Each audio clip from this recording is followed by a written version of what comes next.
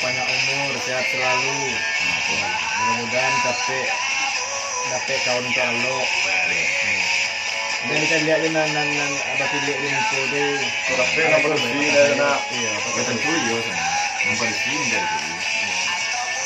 No, itu dulu. Mahal dia. Di mana? Siapa nak membeli dari dia? Rugi. Di dalam ulang tahun mangga apa keinginan mau untuk ke depannya? Dapat bini atau karir memang tuju dulu apa keinginan bang untuk ke depan?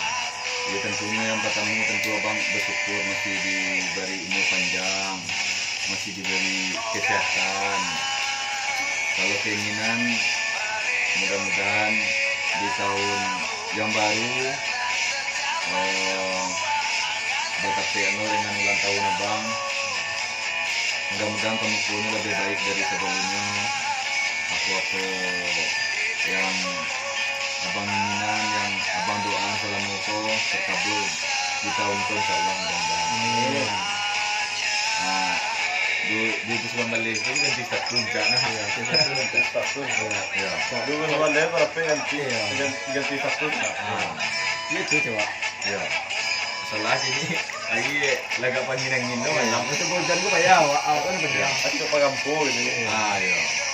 Laga kaki lo laga sedang ini.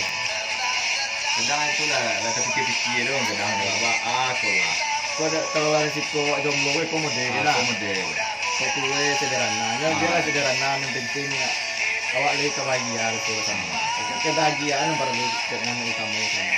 Tapi untuk adun sana sadonya kesuksesan itu pasti berawal dari kesederhanaan. Ah, itu coba. Jangan celiak dari bokok, tapi celiak dari keikhlasan. Okey, Jadi, ya. iya. Atau mau lagi kue boleh.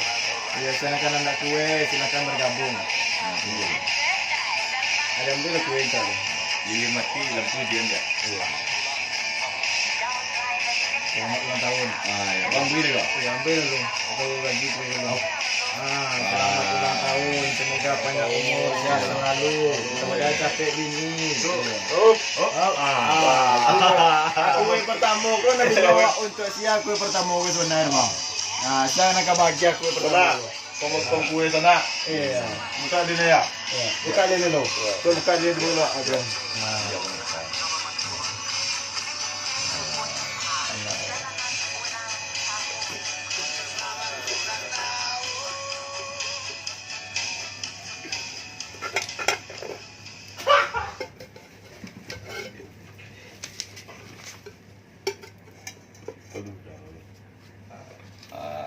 Kue pertama. Aku bang, iko na nape lagi kado untuk bang untuk kawan-kawan lalu je di rumah. Iya, makasih banyak dia. Iko, satu kebahagiaan, kebanggaan ada bang dia. Makasih dia. Iya, sehat selalu. Iya dia. Kita makasih kita senang. Ini teh Runa dengan kawan gua. Itulah pemirsa. Kebahagiaan itu tidak bisa diukur dengan uang. Dan kesuksesan itu berawal dari kesederhanaan. Untuk pemirsa dan sanak sadonyo, jadi duniaku yang pasti ikhlas. Jangan diceliak dari nilainya, tapi keikhlasannya. Oke?